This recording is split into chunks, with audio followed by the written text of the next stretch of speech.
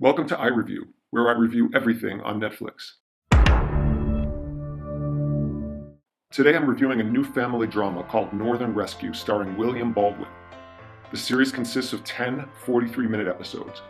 In Northern Rescue, William Baldwin's wife Sarah has just died, so John packs up their 3 kids and moves them from their home in Boston to his small northern hometown where he accepts a job as the commander of the local search and rescue service.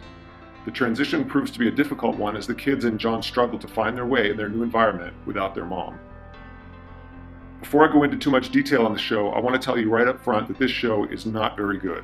Truth be told, I only got through the first 5 episodes before I just couldn't take it anymore. Northern Rescue is kind of like Hallmark, Baywatch, and an after-school special all rolled into one. It's overdramatic, it's overacted, it's sappy, and it's just kind of dumb. My first criticism is that the show kills off the mom in the first 15 minutes of the series without giving us a chance to get to know the family and care anything about them. So for the rest of the series, you're stuck following the day-to-day life of a family you don't feel any connection with.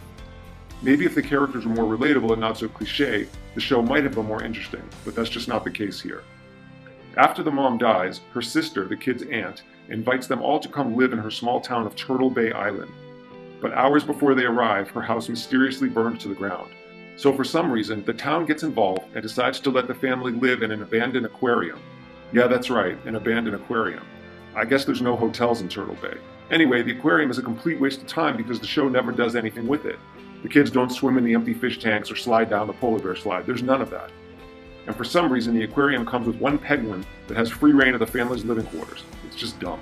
The aunt who invited the family to come stay is played by Kathleen Robertson, but her role is completely wasted as she spends most of the time walking through scenes, just taking deep breaths and sighing a lot, as she spends time thinking about the house that burned down and her ex-hockey player boyfriend that left her 5 years ago.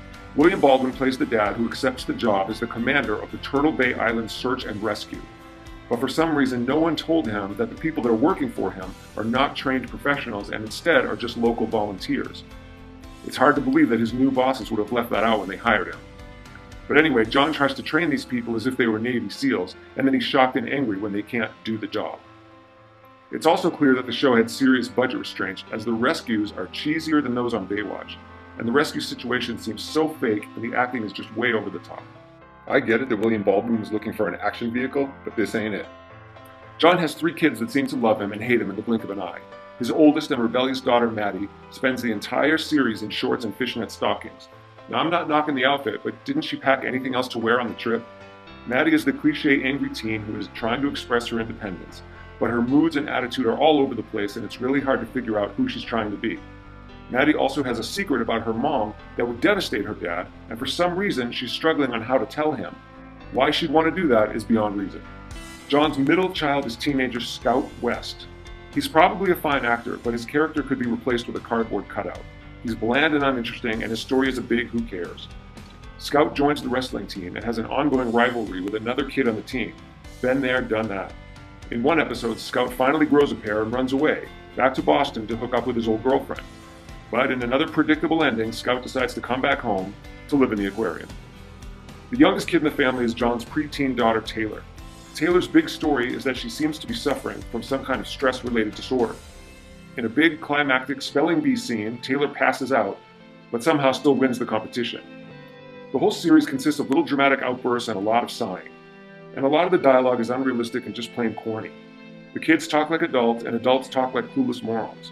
I found myself doing a lot of eye-rolling and yelling at the screen at how stupid some of it was. Bottom line, this just isn't a very good show, and it was a real challenge to get through 5 episodes, let alone all 10. It's a rescue show in need of a rescue. Thanks for watching iReview, and don't forget to subscribe so you'll know when the next review is posted.